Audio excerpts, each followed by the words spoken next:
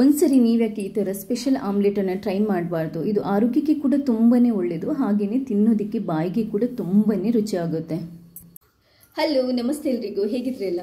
Usual ಆಗಿ omelette ಮಾಡೋದು ಎಲ್ರಿಗೂ ಗೊತ್ತು, ಬಟ್ ನಾನಿವತ್ತು ಒಂದು ಸ್ಪೆಷಲ್ ಆಮ್ಲೆಟ್ ಮಾಡೋದನ್ನು ಹೇಳ್ಕೊಡ್ತಾ ಇದ್ದೀನಿ. ಇದು ನಮ್ಮ ದೇಹದ ರೋಗ ನಿರೋಧಕ ಶಕ್ತಿಯನ್ನು ಜಾಸ್ತಿ ಮಾಡಲಿಕ್ಕೆ ಕೂಡ ತುಂಬಾ ಒಳ್ಳೆಯದು. ತುಂಬಾ ಹೆಲ್ದಿಯಾಗಿರುವಂಥ ಒಂದು ಆಮ್ಲೆಟನ್ನು ತುಂಬಾ ಸುಲಭವಾಗಿ ಮನೇಲಿ ಹೇಗೆ ಮಾಡೋದು ಅನ್ನೋದು ಗೊತ್ತಾಗಬೇಕಾದ್ರೆ ನನ್ನ ವಿಡಿಯೋನ ಪೂರ್ತಿಯಾಗಿ ಒಂಚೂರು ಮಿಸ್ ಮಾಡೋದೇ ನೋಡಿ. ಹಾಗೆಯೇ ಇಲ್ಲಿ ತನಕ ನೀವು ಯಾರಾದರೂ ನನ್ನ ಚಾನೆಲ್ಗೆ ಸಬ್ಸ್ಕ್ರೈಬ್ ಆಗಿಲ್ಲದಿದ್ದರೆ ಸಬ್ಸ್ಕ್ರೈಬ್ ಆಗಿ, ಯಾಕಂತಂದರೆ ನಾನು ಹಾಕುವಂಥ ಎಲ್ಲ ವೀಡಿಯೋಗಳ ನೋಟಿಫಿಕೇಷನ್ ನಿಮಗೆ ಡೈರೆಕ್ಟಾಗಿ ಬರುತ್ತೆ. ನೀವು ತುಂಬಾ ಬೇಗ ನನ್ನ ಎಲ್ಲ ವೀಡಿಯೋಸ್ಗಳನ್ನು ನೋಡ್ಬೋದು. ಥ್ಯಾಂಕ್ಸ್ ಎಲ್ರಿಗೂ.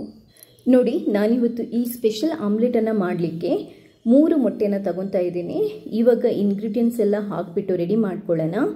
ಮೊದಲೊಂದು ಮಿಕ್ಸಿಂಗ್ ಬೌಲ್ ತಗೊಳ್ಳಿ.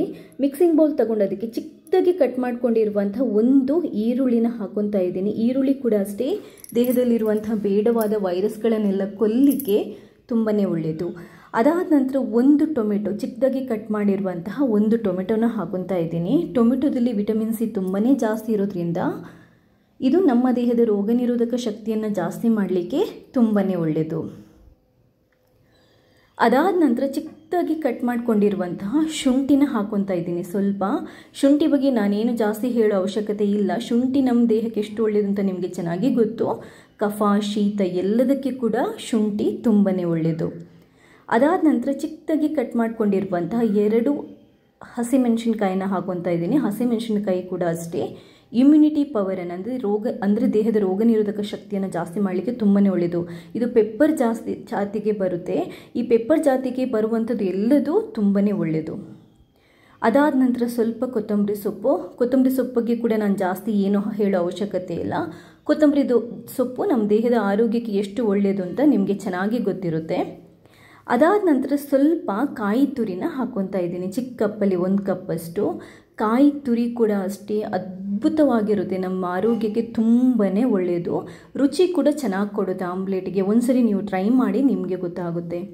ಅದಾದ ನಂತರ ಒಂದು ಅರ್ಧ ಸ್ಪೂನಷ್ಟು ನಾವು ಕಾಳುಮೆಣಸಿನ ಪುಡಿ ಹಾಕೋಬೋದು. ಖಾರ ಜಾಸ್ತಿ ಬೇಡ ಅಂತಂದರೆ ಸ್ವಲ್ಪ ಕಮ್ಮಿ ಹಾಕ್ಕೊಳ್ಳಿ. ಸ್ವಲ್ಪ ಒಂದು 1/4 ಟೇಬಲ್ ಸ್ಪೂನಷ್ಟು ಅರಿಶಿನ ಪುಡಿ. ಈ ಅರಿಶಿನ ಪುಡಿ ಮತ್ತು ಕಾಳುಮೆಣಸು ಪುಡಿ ಇದು ಕೂಡ ಅಷ್ಟೇ ಶೀತ, ಕಫ, ಕೆಮ್ಮಿಗೆ ಎಷ್ಟು ಒಳ್ಳೆಯದು ಅಷ್ಟೇ ನಮ್ಮ ದೇಹದ ರೋಗ ನಿರೋಧಕ ಶಕ್ತಿಯನ್ನು ಜಾಸ್ತಿ ಮಾಡಲಿಕ್ಕೆ ಕೂಡ ಒಳ್ಳೆಯದು. ರುಚಿಗೆ ಎಷ್ಟು ಬೇಕು ಅಷ್ಟು ಉಪ್ಪನ್ನು ಹಾಕ್ಕೊಂಡು, ನಾನೊಂದು ಅರ್ಧ ಟೇಬಲ್ ಸ್ಪೂನಷ್ಟು ಉಪ್ಪನ್ನು ಹಾಕ್ಕೊಂಡಿದ್ದೀನಿ. ಫಸ್ಟ್ ಇದನ್ನೆಲ್ಲ ನೀಟಾಗಿ ಮಿಕ್ಸ್ ಮಾಡ್ಕೋಬೇಕು. ಯಾಕಂತಂದರೆ ಈ ಮಸಾಲ ಇಂಗ್ರೀಡಿಯೆಂಟ್ಸ್ ಎಲ್ಲ ನೀಟಾಗಿ ಮಿಕ್ಸ್ ಆಗಬೇಕು. ಕೊನೆಯದಾಗಿ ನಾವು ಮೊಟ್ಟೆನ ಒಡೆದ್ಬಿಟ್ಟು ಹಾಕುವಂಥದ್ದು. ಮಸಾಲನೆಲ್ಲ ನೀಟಾಗಿ ಮಿಕ್ಸ್ ಮಾಡಿ ಆದ ನಂತರ ಇವಾಗ ನಾನು 3 ಮೊಟ್ಟೆನ ಒಡೆದ್ಬಿಟ್ಟು ಹಾಕೊತಾ ಇದ್ದೀನಿ. ಮೊಟ್ಟೆ ಹಾಕೊಂಡ ನಂತರ ಮತ್ತೆ ನೀಟಾಗಿ ಕಲಿಸ್ಕೋಬೇಕು. ತುಂಬಾ ಚೆನ್ನಾಗಿ ಕಲಿಸ್ಕೋಬೇಕು. ನೀವು ಆಮ್ಲೆಟಿಗೆ ಈ ಮಿಕ್ಸನ್ನು ಎಷ್ಟು ಚೆನ್ನಾಗಿ ಕಲಿಸ್ಕೊತೀರೋ ಅಷ್ಟು ಚೆನ್ನಾಗಿ ಆಮ್ಲೆಟ್ ಬರುತ್ತೆ. ತುಂಬಾ ಜಾಸ್ತಿಯಾಗಿ ನೊರೆ ಮೇಲ್ಗಡೆ ಬರೋ ಥರ ಕಲಿಸ್ಕೋಬೇಕು. ಅವಾಗ ಏನಾಗುತ್ತೆ, ನಿಮಗೆ ಆಮ್ಲೆಟ್ ಉಬ್ಬಿ ಬರುತ್ತೆ, ಸಾಫ್ಟಾಗಿ ಬರುತ್ತೆ. ಇಲ್ಲದಿದ್ದರೆ ಆಮ್ಲೆಟ್ ಸ್ವಲ್ಪ ಗಟ್ಟಿಯಾಗುತ್ತೆ. ಆದ್ದರಿಂದ ನೀವು ಈ ಮೊಟ್ಟೆ ಹಾಕಿದ ನಂತರ ಈ ಮಿಕ್ಸ್ ಇದೆಯಲ್ಲ, ಇದನ್ನು ಎಷ್ಟು ಚೆನ್ನಾಗಿ ಕಲಿಸ್ಕೊತೀರೋ ಅಷ್ಟು ಸಾಫ್ಟಾಗಿ ಆಮ್ಲೆಟ್ ಬರುತ್ತೆ. ಇವಾಗ ಆಮ್ಲೆಟನ್ನು ಮಾಡ್ಕೊಳ್ಳೋಣ. ಸ್ಟವ್ ಮೇಲೆ ಒಂದು ಪ್ಯಾನ್ ಇಟ್ಬಿಟ್ಟು ಬಿಸಿ ಆಗಲಿಕ್ಕೆ ಬಿಡಿ. ಅದಾದ ನಂತರ 1 ಟೇಬಲ್ ಸ್ಪೂನಷ್ಟು ಕುಕ್ಕಿಂಗ್ ಆಯಿಲನ್ನು ಹಾಕ್ಕೊಳ್ಳಿ. ನಾನು ಕೋಕೋನಟ್ ಆಯಿಲನ್ನೇ ಯೂಸ್ ಮಾಡೋದು, ಅದು ಆರೋಗ್ಯಕ್ಕೆ ಒಳ್ಳೆಯದು.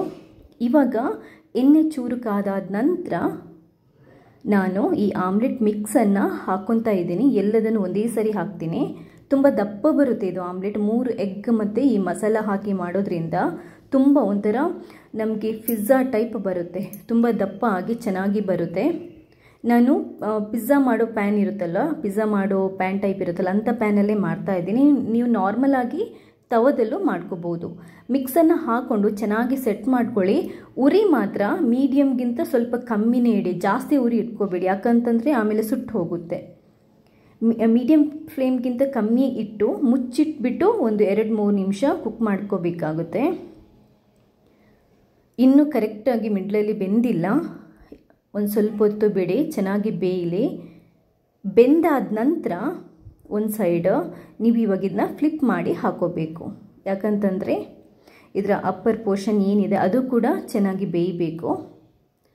ಈ ಥರ ಮಾಡಿಕೊಂಡು ನೀಟಾಗಿ ಆಮ್ಲೆಟನ್ನು ರೆಡಿ ಮಾಡ್ಕೊಳ್ಳಿ. ನೋಡಿದ್ರಲ್ಲ ಸೂಪರ್ ಆಗಿರುವಂಥ ಆಮ್ಲೆಟ್ ರೆಡಿ ಆಗ್ತಾ ಇದೆ. ಆಲ್ಮೋಸ್ಟ್ ಆಗಿದೆ.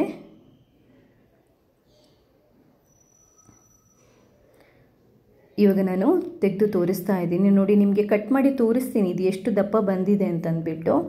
ಮಕ್ಕಳಿಂದ ದೊಡ್ಡವರ ತನಕ ಎಲ್ರಿಗೂ ತುಂಬಾ ಒಳ್ಳೆಯದು. ದಿನಕ್ಕೆ ಒಂದು ಮೊಟ್ಟೆದಾದರೂ ಈ ಥರ ಆಮ್ಲೆಟ್ ಮಾಡಿಕೊಂಡು ತಿಂದರೆ ಖಂಡಿತವಾಗ್ಲೂ ನಿಮ್ಮ ಆರೋಗ್ಯ ಚೆನ್ನಾಗೇ ಇರುತ್ತೆ. ನಿಮಗೆ ದೇಹಕ್ಕೆ ಬೇಕಾಗಿರುವಂತಹ ಪೋಷಕಾಂಶಗಳು ಕೂಡ ಹೋಗುತ್ತೆ, ರೋಗ ನಿರೋಧಕ ಶಕ್ತಿ ಕೂಡ ಜಾಸ್ತಿ ಆಗುತ್ತೆ.